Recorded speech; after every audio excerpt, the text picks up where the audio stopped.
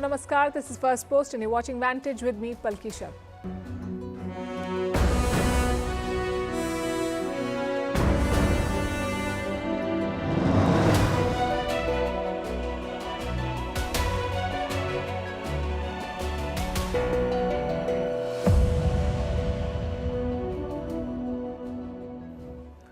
Joe Biden has withdrawn from the US presidential race. Kamala Harris is the Democratic frontrunner. She's pulling in the money, but can she secure her party's nomination? We'll discuss the hurdles in her path, tell you about her political journey and how the odds are stacked in the battle against Donald Trump. Plus, what made Biden finally change his mind? A detailed breakdown of the weekend that changed this election. What next for the president? What does his legacy look like? And what will be Trump's strategy now? We'll cover all of this and more. In West Asia, a new battlefront, a new cycle of violence. It's Israel versus the Houthis in Yemen exchanging airstrikes. In India, it's budget day tomorrow. The economic survey talks about jobs, artificial intelligence, China, and the impact of social media on our growth. The big crypto hack, $230 million stolen from WazirX. They've announced a bounty to recover the amount. In Europe, thousands are protesting against over-tourism. They want your money, but they don't want you. Is there a way out? And Karnataka debates a 14-hour workday. Is it even legal? We'll tell you the headlines first. Protests suspended in Bangladesh for 48 hours over the rising death toll. This decision was taken by the student group leading the demonstrations. More than 150 people have been killed so far. A curfew has been imposed across the country. On Sunday, Bangladesh's Supreme Court scaled back the controversial job quota system that triggered the unrest. Pakistan police raid the headquarters of Imran Khan's party. Islamabad police arrest the party's chairman and the information secretary. It comes a week after the Shehbaz Sharif government vowed to ban Imran Khan's PTI. The former prime minister has been in jail for nearly a year. Is Uganda going the Kenya way? Protesters plan to go ahead with an anti-corruption march tomorrow. The police have banned the march planned in capital Kampala. President Museveni says the protesters are quote-unquote playing with fire. He has ruled the East African country with an iron fist since 1986. Taiwan remodeled its war games amid threats from China. The exercise aims to realistically simulate an attack from Beijing. Taiwan's military discards drills deemed to be out of touch. China claims the self-ruled island as part of its territory. In recent months, Beijing has increased its military presence around Taiwan. And Ukraine's foreign minister to visit China tomorrow. The talks will focus on ending Russia's invasion of Ukraine. Last month, Russia was not invited to the Ukraine Peace Summit held in Switzerland. Beijing, a close political and economic ally of Moscow, also did not attend the summit.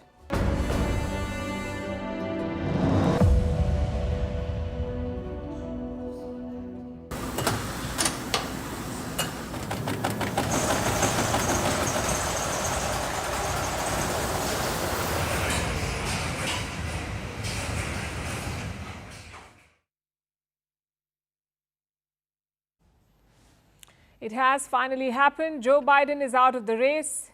He brazened it out for weeks. Then on Sunday, he stood down and endorsed Kamala Harris, the US Vice President. She will replace Biden as the front-runner for the Democratic Party for this upcoming election. She has the support of a number of Democrats. She's also getting the donors. In less than 24 hours, Kamala Harris has raised millions of dollars for her campaign. What she needs now is a party nomination for her to be officially declared as the Democratic candidate. And that won't be easy. Tonight, we'll discuss why. How Biden's exit, though expected, has completely changed this election. And we start by discussing what happens now. The Democratic Party is in disarray. Biden has left at the 11th hour. Nothing like this has ever happened before. No candidate has left the race this late. Joe Biden is the first sitting president to step down in this manner. He was not officially nominated by his party, but he was expected to contest the election. So first of all, his party will have to get their act together now. They don't have much time, just a little over 100 days to regroup, to name a new ticket, to revive the campaign and to fight Donald Trump. It's a formidable challenge. Some Democrats are still coming to terms with what has happened, while Biden is still in isolation. He's recovering from a Wuhan virus infection. He made this announcement from isolation. For 3 weeks, he resisted a growing chorus of Democrats who were urging him to step aside. Until yesterday morning, a number of Biden's close aides still believed that the president was very much in the race and willing to fight it out. But by afternoon, everything changed. Biden first called up Kamala Harris, then he summoned his team. And as he was speaking with them, this letter was released on social media, apparently written by the president himself, announcing his exit from the electoral race. Here is what he wrote, and I'm quoting, "I believe it is in the best interest of my party and the country for me to stand down and to focus solely on fulfilling my duties as president for the remainder of my term." A wide range of Democratic voters have welcomed this announcement. I think that it was a brave decision for him to step down, well, to pull himself out of the race. Like, it makes sense. I mean, I'm a Democrat. I think you kind of sort of have to do whatever it takes to try to beat Trump, just given kind of what he represents and how damaging a Trump presidency could be from my perspective. A few minutes later, Biden released a follow-up message, a few minutes after he announced that he was stepping out of the race, and he endorsed Kamala Harris, who was then quick to respond and thanked Joe Biden for the endorsement. Here is what she said. "My intention is to earn and win this nomination." Her team wasted no time after this. They do not have the luxury to waste time. Barely hours after the announcement, they started making phone calls to secure endorsements from other Democrats. Harris soon had the support of several high-profile leaders of her party like Bill and Hillary Clinton, California Governor Gavin Newsom, and Transport Secretary Pete Buttigieg, just to name a few. I'm endorsing Vice President Kamala Harris because she's ready to step up, bring our party together, go toe-to-toe with Donald Trump, and win in November. The support for Kamala Harris is growing. All 50 state chairs of the Democratic Party back her, all 50 of them. She also has endorsements from more than 150 Democratic lawmakers in the U.S. Congress and governors in Democratic states ruled by the Democratic Party. Plus the donors, they're backing Kamala Harris. In less than 24 hours, she has raised more than $50 million in grassroots donations. And that's not all.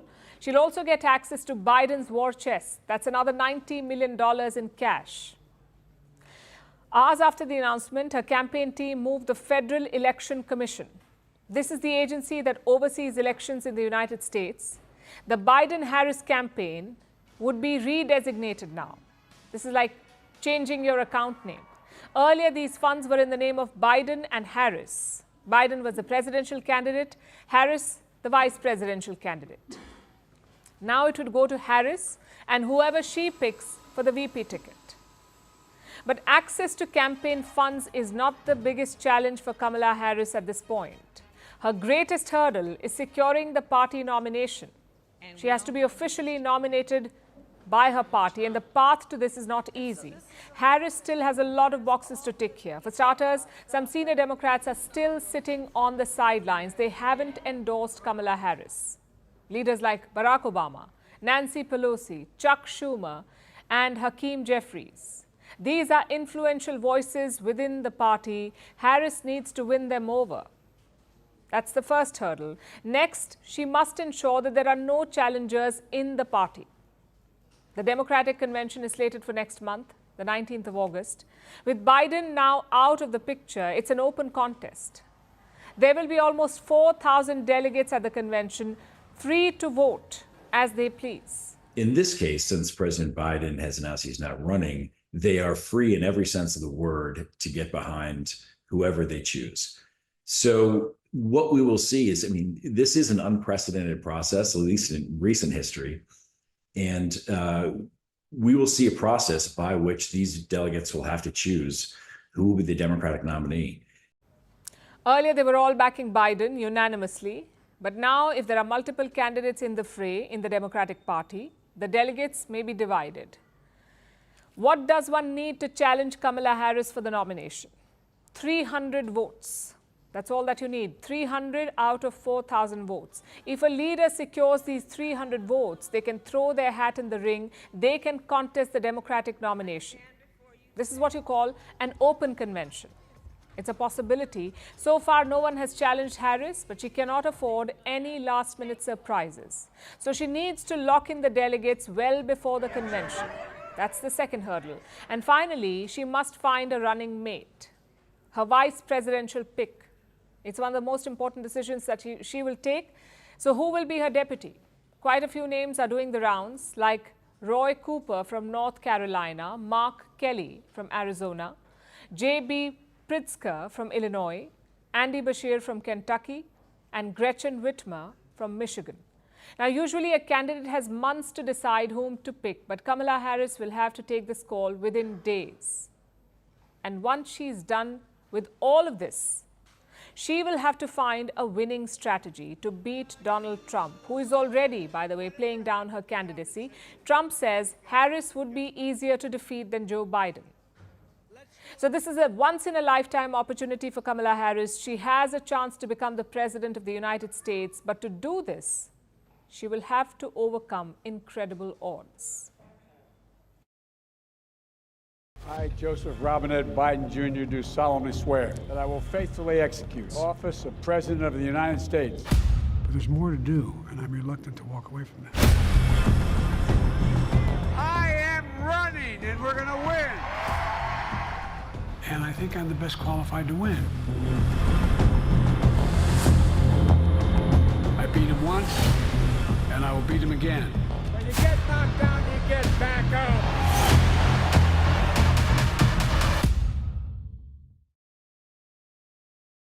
So Biden's out of the race, but what convinced him to drop out? What changed his mind? Even on Friday, his campaign was motoring on. His advisors said that Biden would stay in the race. But then on Sunday, the big announcement came. So what changed in those 48 hours? Well, Biden was not at the White House this weekend. He was in his hometown, Delaware. He was still recovering from his Wuhan virus symptoms. With him were a handful of supporters, like White House counselor Steve Ricchetti, campaign advisor Mike Donnellan, Deputy Chief of Staff Annie Tomasini, and Jill Biden's advisor Anthony Bernal. They were taking stock of the campaign, and the news wasn't good. Donations were drying up, big names were urging Biden to step down, and Trump was riding high. So on Saturday evening, they looked at some poll numbers. Again, nothing good. Trump was building on his lead in swing states, and that apparently was the final nail in the coffin. Reports say Biden had made up his mind by Saturday night.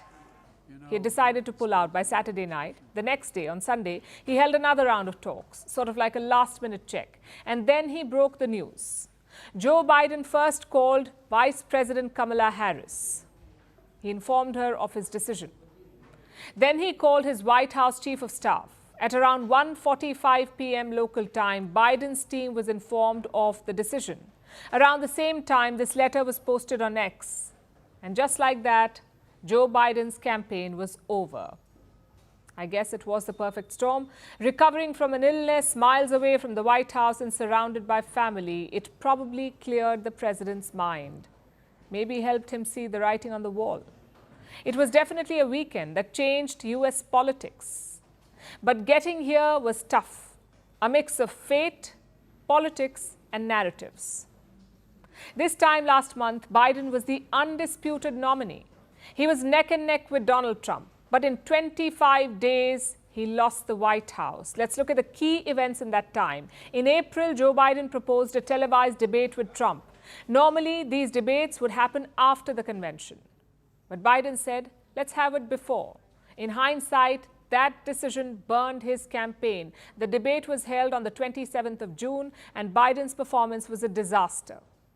He looked weak and tired. His voice was raspy and low, and his sentences often made no sense.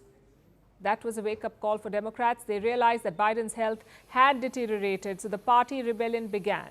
At first, it was state leaders and congressmen. None of the bigwigs joined in. They wanted to see where things went. And Joe Biden dug in. He admitted that he wasn't young or energetic, but he vowed to push on. Folks, let me close with this. I know I'm not a young man. State the obvious. Well, I know. Folks, I don't walk as easy as I used to. I don't speak as smoothly as I used to. I don't debate as well as I used to. But I know what I do know. I know how to tell the truth. I know right from wrong. And I know how to do this job. I know how to get things done. Biden went into damage control. He started giving more interviews on TV. He also began talking up the NATO summit. Washington hosted this meeting earlier this month, the NATO summit. So all eyes were on Joe Biden. Would the president redeem himself, or would he stumble again? Take a look at what happened. And now I want to hand it over to the president of Ukraine, who has as much courage as he has determination. Ladies and gentlemen, President Putin. President Putin. You can beat President Putin. President Zelensky. I'm so focused on beating Putin, we got to worry about it. Anyway, Mr. President. I'm better. You are a hell of a lot better. Thank you so much. Mr. President. After that, the floodgates opened. Hollywood actor George Clooney joined the rebellion. He's a top Democratic donor. He asked Biden to step aside. That's when the second key event happened, the assassination attempt on Donald Trump. It sharpened the contrast between the two men. Trump was defiant after the shooting. He got up, he pumped his fist, and he shouted, "Fight." You couldn't imagine Biden doing that. Which brings us to the third key event that turned the tide. The party bigwigs got involved. Among them, two names stand out. First is former House Speaker Nancy Pelosi. The second is Barack Obama.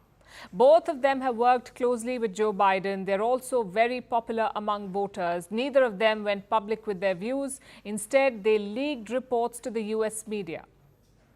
Obama's comments came last week. He said Biden's path to re-election had diminished. That's the term he used, which brings us to the weekend. This weekend, Biden had just two choices: ignore the rebellion and stay on, or give in to party pressure. The first option, staying on, would have been incredibly risky.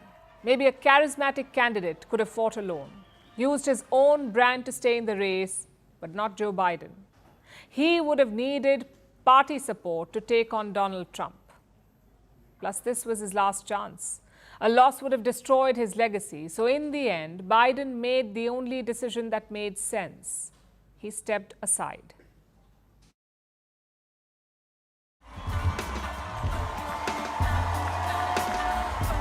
But while I may be the first woman in this office, I will not be the last.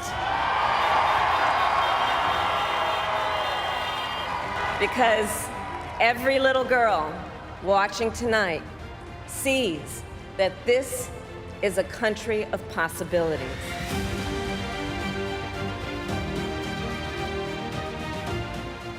And yes, it is an office with a long-standing reputation as one of the best in the country.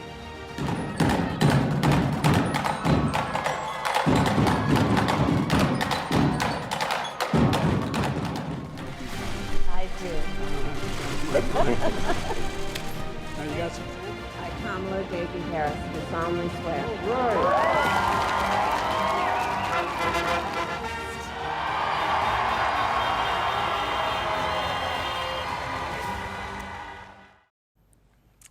The focus has shifted to Kamala Harris. Biden has endorsed her. She is his vice president. Now he wants her to be the Democratic nominee. Logistically, she's the natural heir. But as we've discussed, the path may not be so easy. And yet, Kamala Harris is no stranger to difficult journeys. She was born in 1964 in California. Both her parents were immigrants. Her mother was Indian, her father was Jamaican. Both had come to America for education. When Kamala Harris was 7, her parents got divorced. She was raised mostly by her mother, Sharmila Gopalan Harris. She visited India as a child and grew up close to her Indian heritage. But she was also close to her black identity. She went to study at Harvard University, one of America's premier black colleges. That's where she delved into politics and civil rights. After that, it was law school in San Francisco and a job at the district attorney's office. All was going well, but Kamala Harris wanted to do more. So in 2003, the year 2003, she ran for district attorney. It was quite successful a campaign, and Harris won. She became the first black woman to be elected district attorney in California. That's the first glass ceiling that she shattered. In 2010, she ran for California Attorney General. People did not think that she would win, but she did. Interestingly, Donald Trump donated to her campaign. He gave $5,000 in 2011 and $1,000 in 2013 to Kamala Harris. She was the first woman to hold the job. So another glass ceiling broken. During the Obama presidency, there were rumors that she wanted to become a Supreme Court nominee. That did not happen. But in 2016, she became a senator and thus began her active political journey. In 2018, Harris became known for her sharp questioning. Multiple videos of hers went viral. Impeccable memory. You've been speaking for almost 8 hours, I think more, with this committee about all sorts of things you remember. Yeah. How can you not remember whether or not you had a conversation about Robert Mueller or his investigation with anyone at that law firm? This investigation has only been going on for so long, sir. So Harris decided to capitalize on this popularity and fame. In 2019, she ran for the presidency. Initially, she was a Democratic frontrunner. She sparred with Biden in the debates, but voters were unclear of her position on multiple issues. And by the end of the year, Harris ended her campaign. But she did not endorse Biden immediately. She waited until March of 2020 to do that. In August that year, Biden chose her as his running mate. And when they won, Kamala Harris made history. We did it, Joe. You're going to be the next president of the United States. She became the first female U.S. vice president. She's the first black vice president. She's the first Asian American to serve as vice president. So it's a lot of firsts. And that's been Kamala Harris's whole life. We have to know that sometimes people will open the door for you and leave it open. Sometimes they won't. And then you need to kick that door down.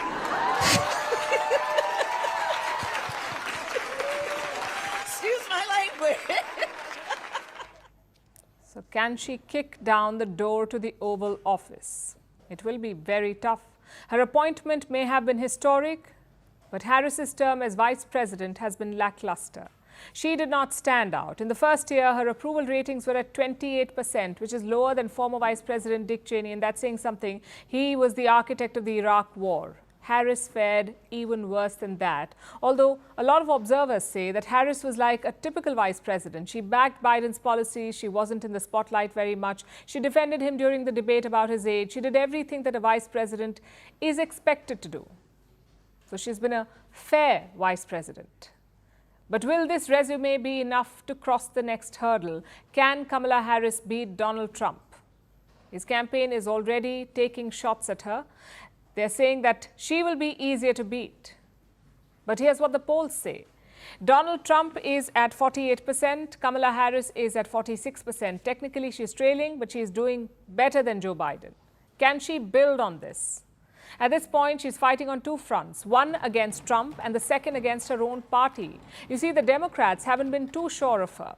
She's been criticized for her policies, for not being able to take a stand. Some Democrats believe she did not live up to the hype, that she lacks the charisma to lead the party. Regardless, they don't have much of a choice. Kamala Harris has Joe Biden's backing. Some top Democrats are rallying for her. She's raising money and she has a renewed support base. And she has time till August 19 to become the Democratic nominee. Biden has already tipped the scales in her favor. Now she must play all her cards right.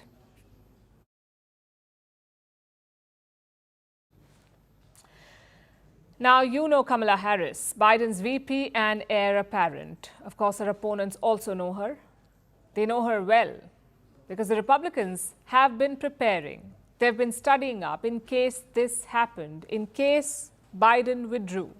The Republicans suspected that Harris could become the Democratic nominee, so they had some attacks ready. They even tried them out this weekend, even before Joe Biden threw in the towel. Take a look at this. From the moment we take back the White House from crooked Joe Biden and Kamala, I call her Laughing Kamala. You ever watch her laugh? She's crazy. You know, you can tell a lot by her laugh. No, she's crazy. She's nuts. But there's some bad news, actually.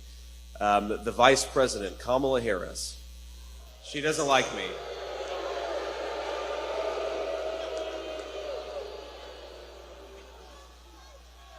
Kamala Harris said something to the effect that I have no loyalty to this country.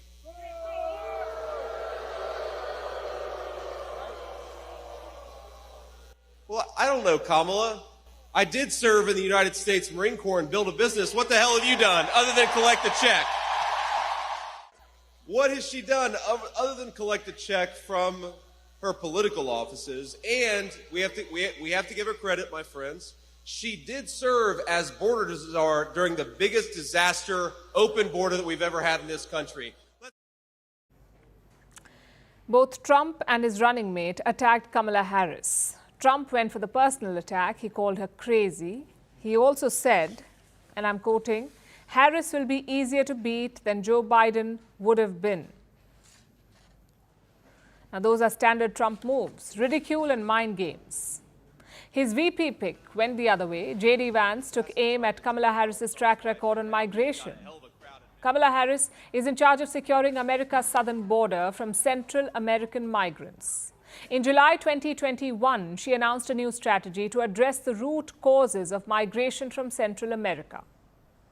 It's been 3 years, and she hasn't been able to address those root causes. So expect the Trump campaign to hound Harris about this. Another line of attack is how Harris enabled Biden, and this too has begun. Republicans say that Kamala Harris covered up Joe Biden's frailty and pretended that everything was fine. Expect this to be a recurring theme over the next couple of months.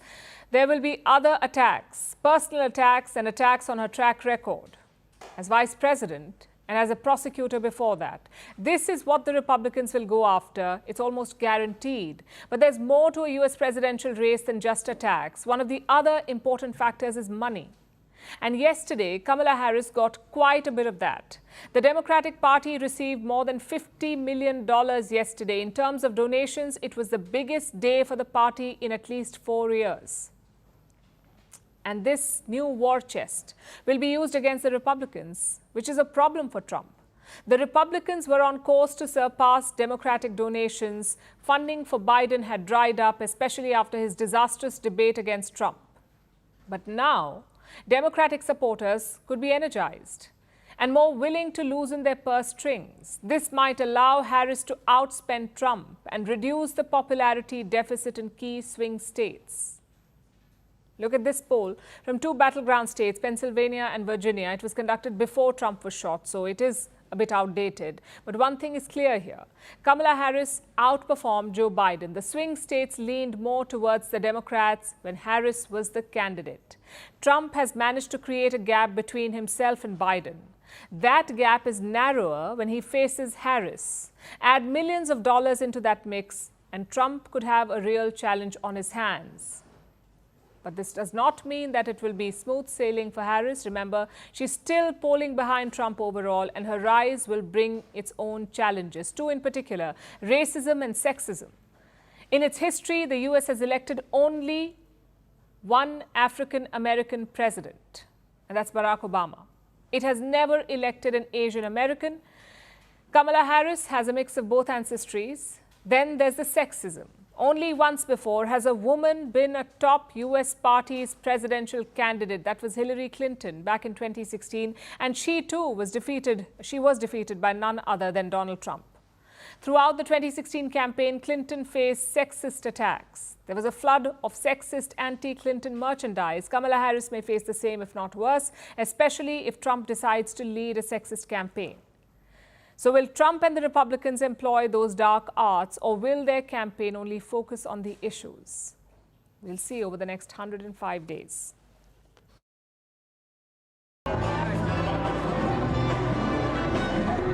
ain't over, man. We're just getting started.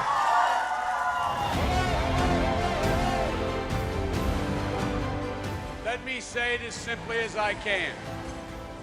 Yes, I accept your nomination to run and serve with Barack Obama. This also gives the internet one last chance to talk about our bromance.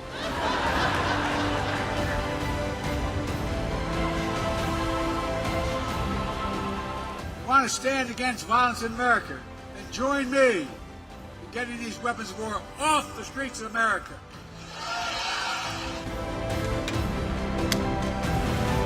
I'm a proud Democrat, but I will govern as an American president. I'll work as hard for those who didn't vote for me as those who did. Let this grim era of demonization in America begin to end here and now.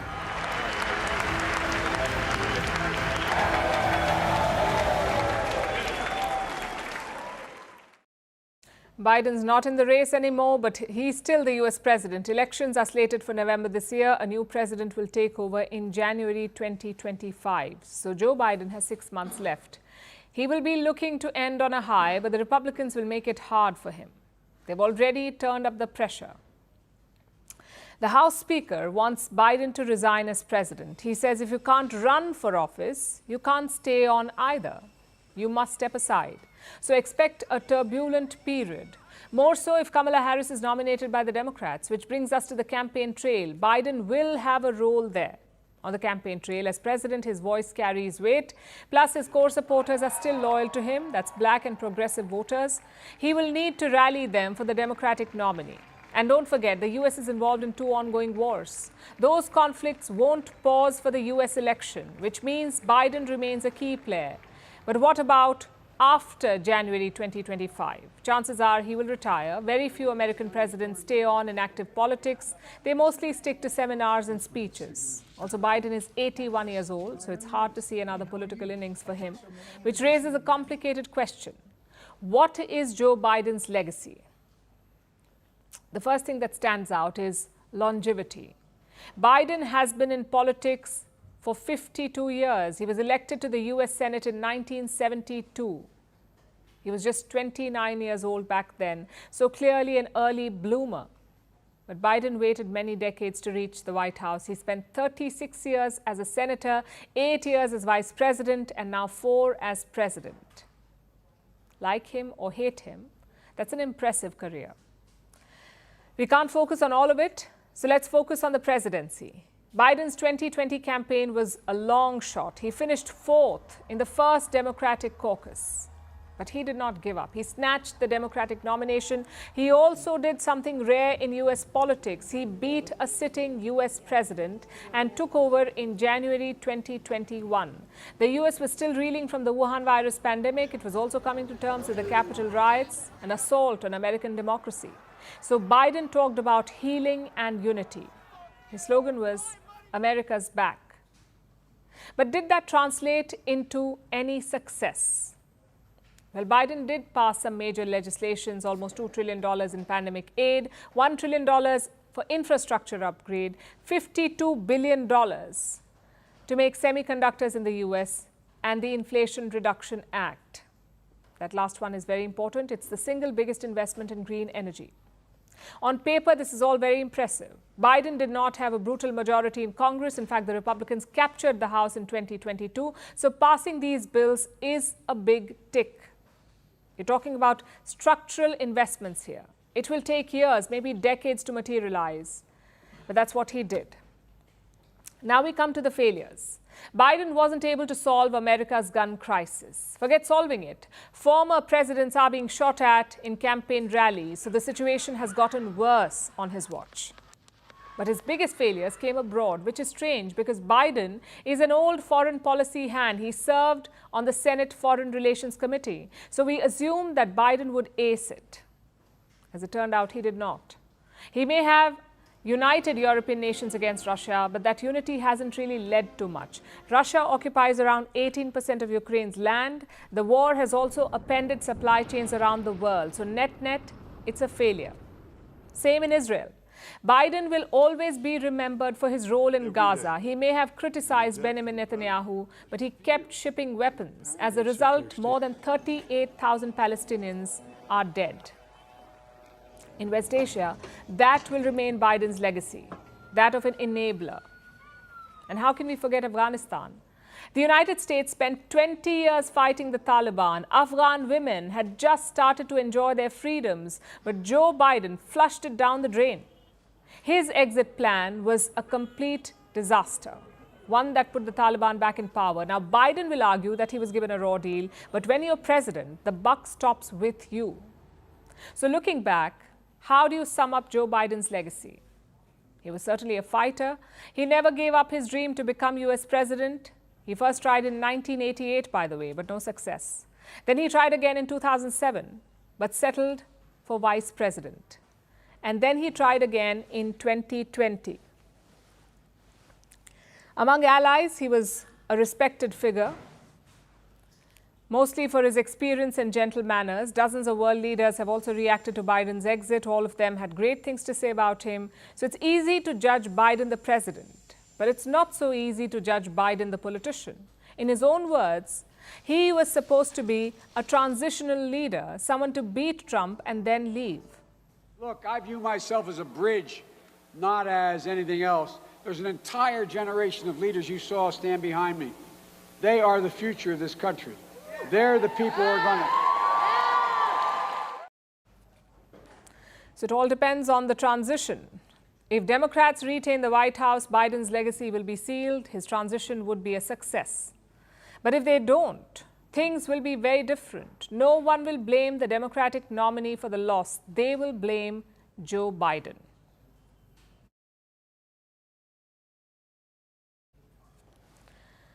Now we turn to West Asia and the escalating conflict between Israel and Yemen, or rather, a Yemen-based group, the Houthis.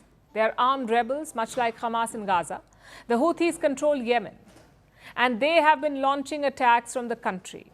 For months now, they've been attacking ships in the Red Sea. Any vessel with a link to Israel is in danger here. This is to put pressure on Israel. This is to show solidarity with Hamas and the Palestinians in Gaza. But on Friday, the matter escalated. A Houthi drone hit the Israeli city of Tel Aviv. It was an unprecedented strike, a Houthi strike inside Israel. And Israel could not leave it unanswered. So on Saturday, Israel struck back. Israeli jets conducted an airstrike inside Yemeni territory. And this has happened for the first time since the Gaza war began. And now the Houthis are not taking this sitting down, so they have vowed to retaliate, setting in motion another cycle of violence. Here's our report.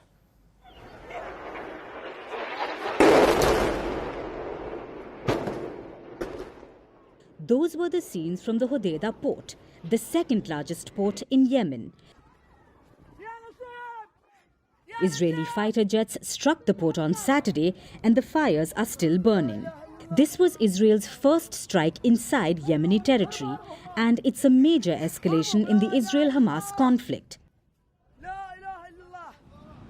To understand this, let's take a look at the bigger picture. Yemen is home to the Houthi rebel group. It's an armed group like Hamas in Gaza or Hezbollah in Lebanon. All three groups are allied, and they are all backed by Israel's greatest enemy, Iran.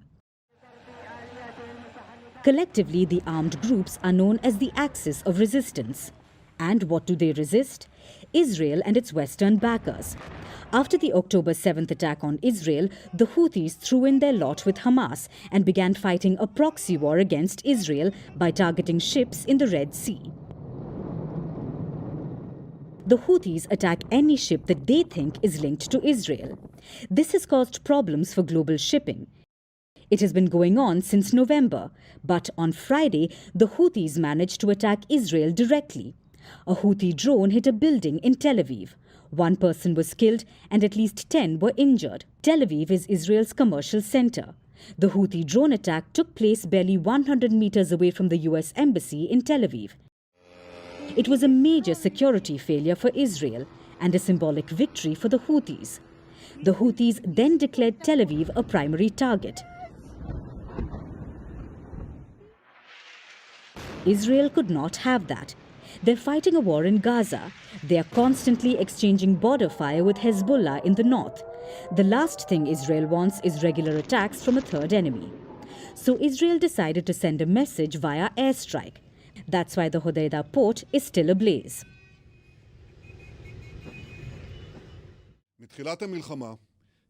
This operation hit targets 1,800 kilometers from our borders. It makes it clear to our enemies that there is no place that the long arm of the State of Israel will not reach.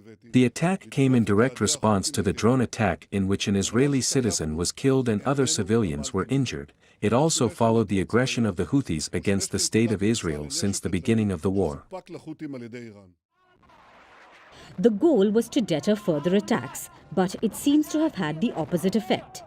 Yesterday, the Houthis struck again. They fired multiple missiles at Israel at the Red Sea port city of Eilat. Israel intercepted the missiles, but it doesn't mean that the danger has passed. The Yemeni Houthi armed forces confirmed that they will respond to this flagrant aggression and they will not hesitate to strike the vital targets of the Israeli enemy, while reiterating that Tel Aviv is an unsafe area. Before Friday's attack on Tel Aviv, Israel may have dismissed this as an empty threat, but now it needs to be on high alert. Another front seems to have opened in its war with Hamas. Will Israel be able to defend itself as it is attacked from all sides?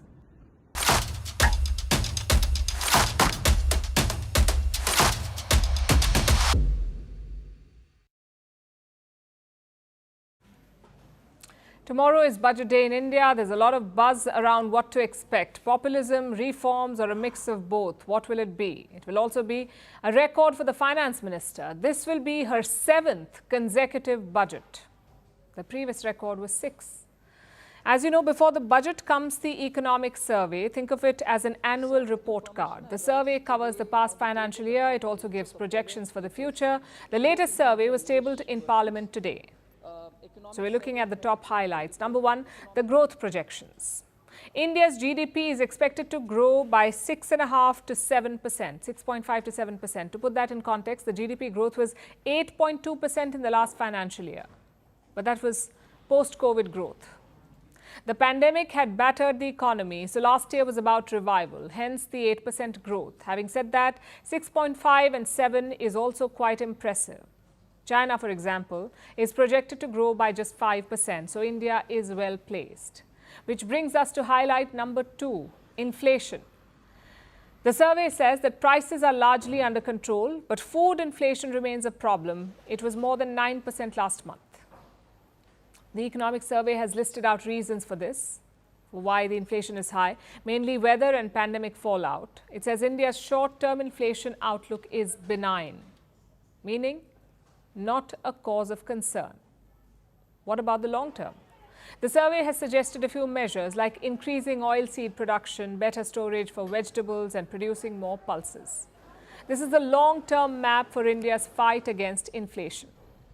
Let's look at highlight number 3, and that is jobs. It's a major concern for India. Around 30% of the country's graduates are unemployed. 30%. What does the survey say about that? Well, quite the opposite. The economic survey argues that India's job market is robust. Based on what? The PLFS, that's the Periodic Labour Force Survey. It says that India's youth unemployment has come down from almost 18% in 2018 to 10% now. The unemployment rate, 18% in 2018 to 10% now. That's what the economic survey says. It also says that more women have joined the workforce. But the survey does flag a major issue, and that is artificial intelligence. Listen to this, and I'm quoting, AI casts a huge pall of uncertainty as to its impact on workers across all skill levels, low, semi, and high. Now, this is a big statement to make, but it's also a debatable one because we don't know the level of AI penetration in India. We don't know how many companies are using it, to what extent, so it's tough to gauge the impact. Nonetheless, AI has made it to the economic survey of India, and that in itself is a big deal. Highlight number 4 is China, and this is very interesting. The survey calls it the Chinese conundrum. We've talked about factories and companies leaving China. We've also mentioned how India could benefit from this trend. But the economic survey has flagged a problem. Let me quote again. It may not be the most prudent approach to think that India can take up the slack from China vacating certain spaces in manufacturing. And this is a big admission. The assumption was that India would gain from China's slowdown. But the survey says that's not guaranteed. In fact, it wants India to piggyback on China. Listen to what it says further. I'm quoting again. To boost Indian manufacturing and plug India into the global supply chain, it is inevitable that India plugs itself into China's supply chain. We'll need more clarity on this. China is India's biggest national security threat, yet this survey paints a different picture. It says China can be a key to India's growth. The question is, how will the Indian government strike this balance between economy and security? Now to the final highlight. It's a message to young Indians. Many of them have flagged issues like job loss and paper leaks. But this survey has advice for them. I'm quoting again, social media, screen time, sedentary habits and unhealthy food are a lethal mix that can undermine public health and productivity and diminish India's economic potential. I will concede they have a point. Doom scrolling is not good for productivity, neither is eating fast food, but again the impact is debatable. There are more structural issues at play here, issues that only the government can address. Let's see what the budget will say about them. We'll be covering the proceedings live on Firstpost. Make sure you tune in for all the updates and analysis.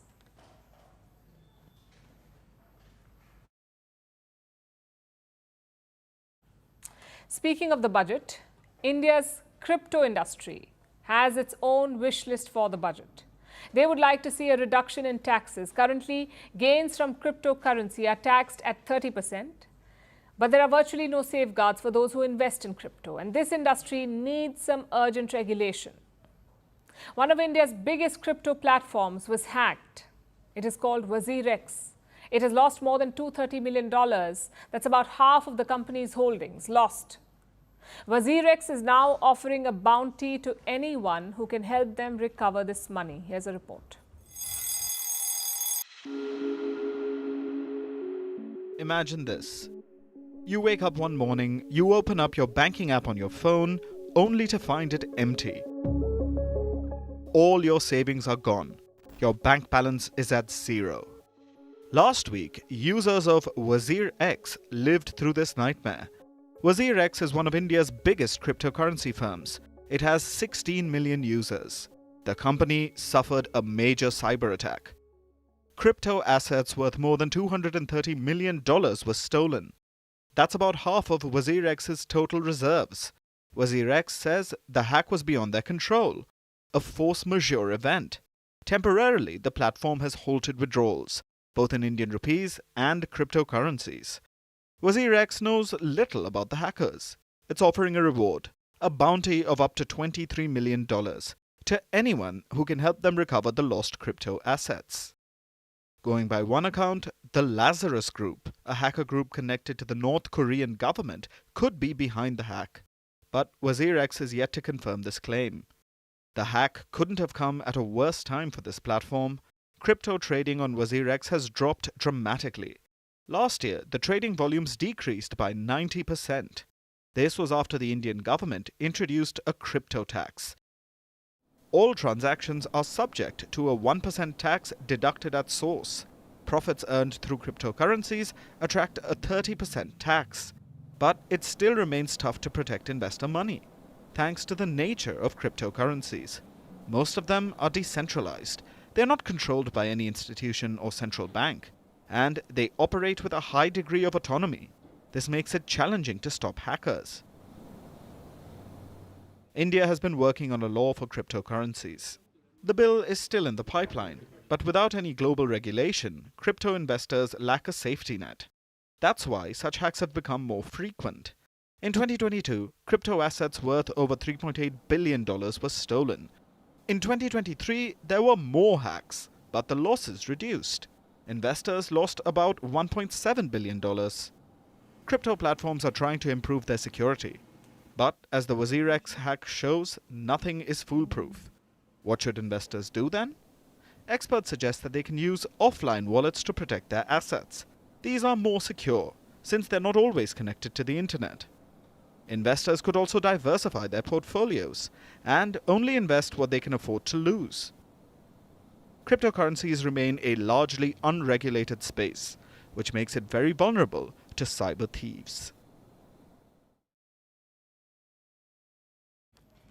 Now let's talk about Europe. It's where the world wants to spend their summer. But does Europe want all those tourists? Judging by the reactions of most cities, the answer is a loud no. Yesterday, protests broke out in Spain's Mallorca. 20,000 people asked tourists to get out. And it's not the only city that's saying this. Across Europe, over-tourism is a huge problem, but some cities like Copenhagen have taken a unique approach. Instead of turning away visitors, they're trying to lure them. Why is that? Our next report looks at the two sides of over-tourism. On Sunday, tourists in Mallorca woke up to this.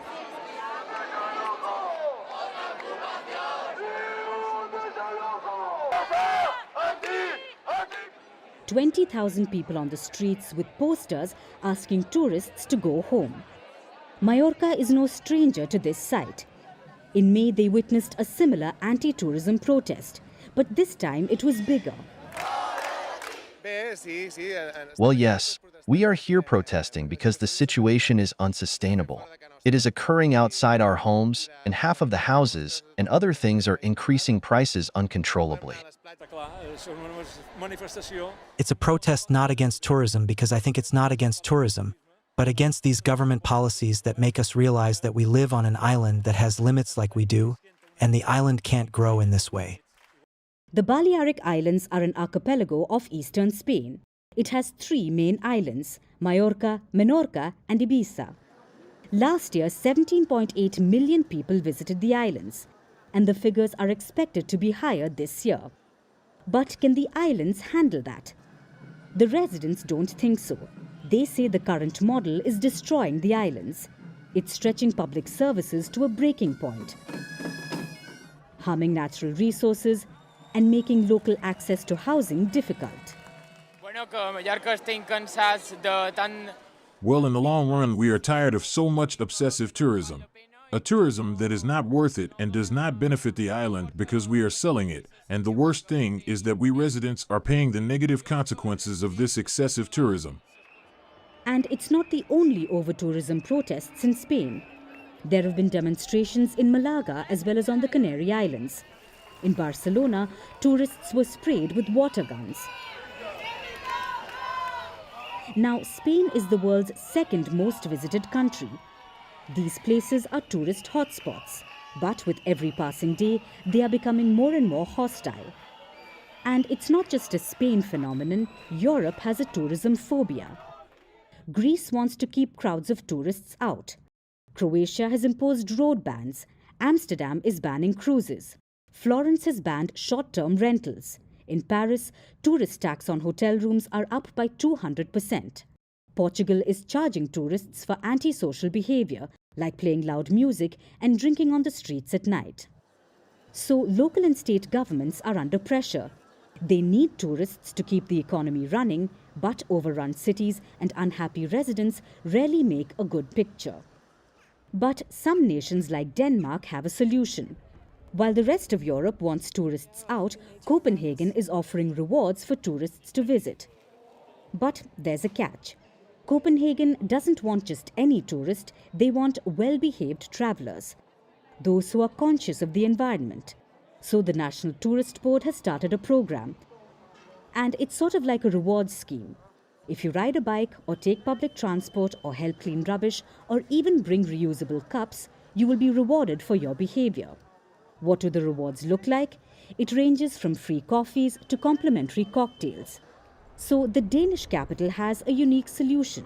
Reward tourists and they will behave better. But will it work for the rest of Europe? We don't know yet. But here's something we do know.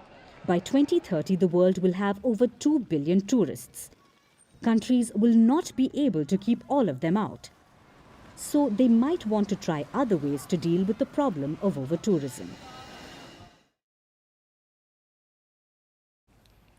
If you've had a tough Monday, spare a thought for the US president, who is now serving his notice period. or the techies of Karnataka who may have to spend 14 hours at work every day. If the state government has its way, that's what's in store for them, a 14-hour workday. It's both outrageous and dangerous. And the second such misfire from the same team. Last week, they were in the news for proposing job quotas in the private sector. We told you about this. They wanted reservation, the state government, for Kannadigas, natives of the state, so local candidates in the private sector. The bill invited strong backlash and it had to be shelved. Now they want a 14-hour day. That's a 70-hour work week for people in the tech sector, specifically the IT and ITES sector, meaning information technology and information technology-enabled services, basically your back office or customer support. They may be asked to work 14 hours a day. It is the very definition of inhumane working conditions, and no shocker, it also violates international regulations. The International Labour Organization recommends a 9-hour working day. Indians already have it rough. An average Indian works 48 hours a week, which makes us the 5th most overworked country in the world. Now, Karnataka wants to take it to another level by adding 22 more hours per week. Is this even legal? Well, technically, yes. In India, each state has its own set of regulations about work hours. In Karnataka, this regulation falls under the Karnataka Shops and Commercial Establishment Act. It allows a maximum of 10 hours work per day, including overtime. The government wants to amend this act. At this point, it's just a proposal, but the very idea to normalize a 14-hour work day has triggered people. Perhaps the only person taking it well is Narayan Murthy, the co-founder of IT giant Infosys. Last year, he asked young workers to put in 70 hours a week, which sparked a huge debate. Incidentally, Infosys is also headquartered in Bengaluru, the capital of Karnataka, also known as India's Silicon Valley, home to about 2 million IT workers. And they're not happy with this 70-hour proposal. IT sector unions are up in arms. They're calling it, and I'm quoting, the biggest ever attack on the working class in this era. They've called for a nationwide strike. The opposition is understandable here. Science backs it. Working 55 hours or more impacts health. So working 70 hours will obviously be worse.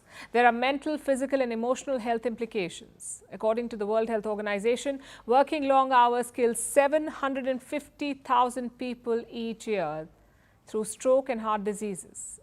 And Karnataka's IT sector already faces these issues. 45% of their employees reportedly suffer from depression, according to this report at least. 55% face physical health problems. Plus, a 70-hour work week will have ripple effects. It will worsen gender equality for one. Women do more unpaid labor than men at home. They will not be able to commit to 14-hour days. They may be pushed out of the formal job sector. Has the Karnataka government taken all these factors into account? If not, they may want to. They may want to also consider some other cases like China. They have what's called the 996.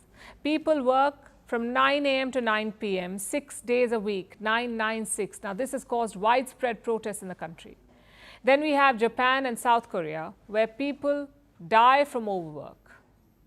More people die from overwork than they do from diseases like malaria. Death by overwork is so common, they even have a word for it. It's called karoshi. Plus, longer hours do not necessarily translate into more productivity. In fact, they can do the very opposite. Long hours hamper judgment, output levels, and interpersonal communication. Workers are more likely to make mistakes. 95 workers see a drop in performance if they do not get adequate rest. So the research is clear. We've said this before and we'll say it again. Each one of us has a different threshold and drive when it comes to work. If you enjoy it, it won't even feel like work, but it cannot be institutionalized. The world over, companies and individuals are in pursuit of work-life balance. Karnataka should not try to head in the opposite direction and squander the advantage and goodwill its IT industry has earned over the years.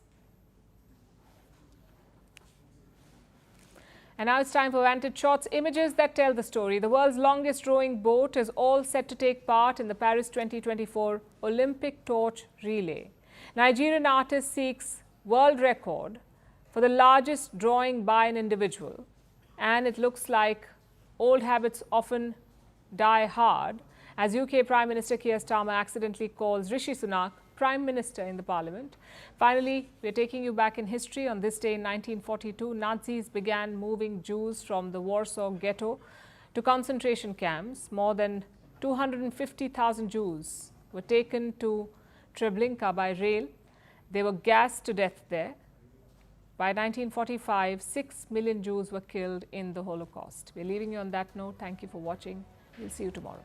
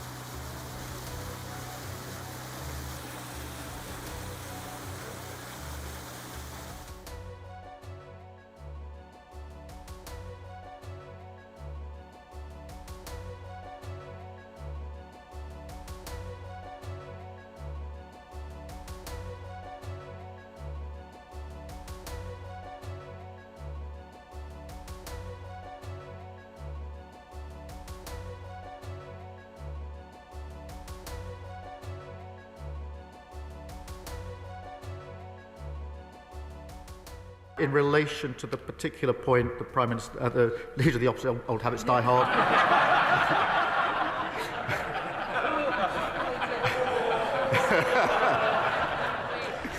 The point that the Leader of the Opposition took me.